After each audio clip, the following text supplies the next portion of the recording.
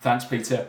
Sorry I can't be there today. I've ended up in Bradford rather than Belfast because of some logistical difficulties, but I still wanted to join in and hopefully spark some debate going about the future of teams. I'm Andi Jarvis, for those who don't know me, from Eximo Marketing. And for the next 5 minutes, I'm just going to give you some views that will hopefully spark the debate that you'll have next. So I'm going to get right into it. And when Peter first asked me to talk about the future of teams, I got into this and I thought there's only one thing I can kick this off with, and that's job descriptions. You've all seen them, job descriptions that look a little bit like this. It's companies looking for a Google AdWords specialist who is a social media manager who can do email marketing, video marketing, an Adobe expert, writes press releases, blog creator, event manager with industry experience who can do all that for about 19 grand a year, 3 years experience from university. And you see them all the time and they wind me up. And the reason they wind me up is that you're not looking for a digital marketer, and I'm going to change hats here. You're actually looking for one of these, for a unicorn. You're looking for something that doesn't exist. I'd just also like to thank Youre Jarvis, age 8 3/4, for the hat. You're looking for something that doesn't exist. There's so many different skills and different specialisms in there, yet it seems to be that these job descriptions are written by people who I think are maybe a little bit scared or don't understand what's involved in some of these things, so just bundle them all together. And what happens is you make it really difficult to find the right person. Why? Because, again, I've said you're looking for a unicorn. I'm going to get rid of this hat because I don't think anyone will take me seriously while it's still on. But some people would say that about that hat too. But hey, what happens is when you write job descriptions like that, you find it really difficult to recruit because no one will match all the skills that you're after. And then you all hear the discussions and you say, well, do you know what the problem is? Universities don't teach the right grads. You know, we get such terrible grads around here. Why is that the problem? And it's the university's fault. And nobody ever thinks, are we recruiting the right things? Are we asking the right questions? Are we looking for the right people? Now, I'm all for what you might call T-shaped marketers. People with broad skills, but with a specialism. Broad skills and a specialism. I think that's crucial. You need people to work out that they don't operate in silos. They are part of something bigger that goes on. But asking for specialisms across all of the top of that T, it's ridiculous. I mean, honestly, go back and have a look at your job descriptions and see if you're looking for a unicorn. Because I would say that's the first place to look when people say we can't recruit, and it's got nothing to do with the quality of the people out there and everything to do with what you're asking for. So that's point number one. Point number two is there's idiots like Gary Vaynerchuk around who keep rolling out statements such as there's no university in the world can teach a kid how to be an expert in social media. You don't need to go. You don't need education to get into digital marketing. Just get on and do it. And yeah, that's okay. So, right, okay. So what we're saying as an industry is education doesn't matter. I ask, go and say that in another sector. Go and ask a doctor. Don't worry about education. Just go and start practicing. Just take a few blood tests and you'll be fine. You know, you'll be a doctor soon.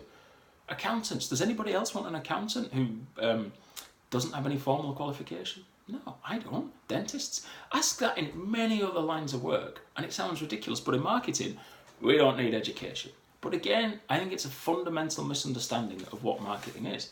So I break marketing down at Eximo into 3 different places like this. Data, strategy, and implementation. Now, the first 2 there are really important, and I think this is my point here. So you've got data and strategy. Now, what happens here is this is what universities can teach you, right? Data is about auditing all the stuff that you have, and strategy is about creating a marketing strategy. Now, these 2 things broadly haven't changed much in the last 60, 70, 80 years. Yeah, much more data available now than there ever was, even 10 years ago, right? There's more of it, but it's still the same stuff. And then when you get to strategy, that's still the same thing. You're still answering the same questions. Why would anyone buy from us? Who are we targeting? What market are we operating in? And what's the upside if we get it? Get those 4 questions down and you've got yourself a strategy. That hasn't changed. Doesn't matter whether it's on Facebook or Instagram or direct mail or whatever. That hasn't changed.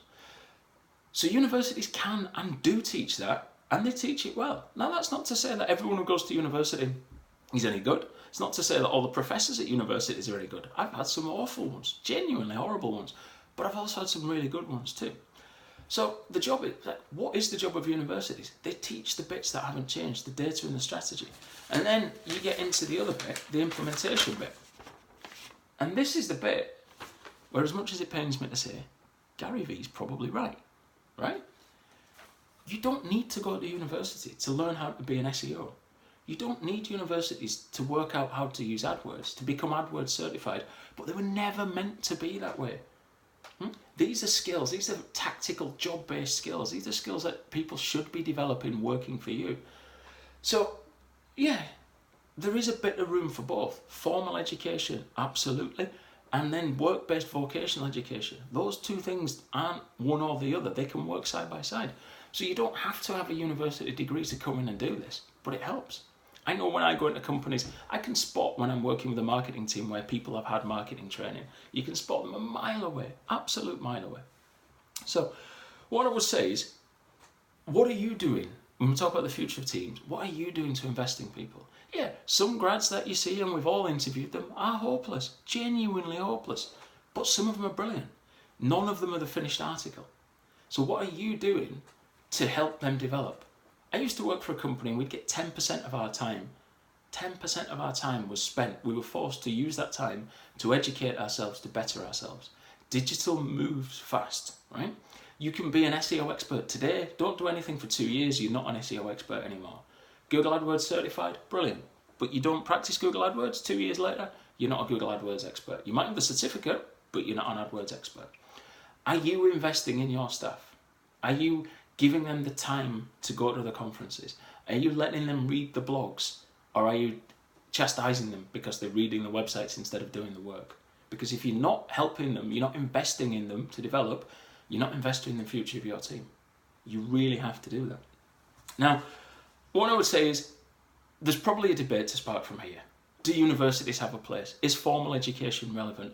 Are you looking for unicorns? What are you doing to support your teams? What I would say is the problem in recruitment is often about culture. It's often about what you're asking for. It's often about the money that you're paying. But it's much easier, rather than looking at yourself to say, what are we doing wrong about the future of teams, than it's to look over there and blame the universities, to blame the colleges, to blame the kids. Where does the blame lie? It's probably a little bit all over, but that's my view. What's your view?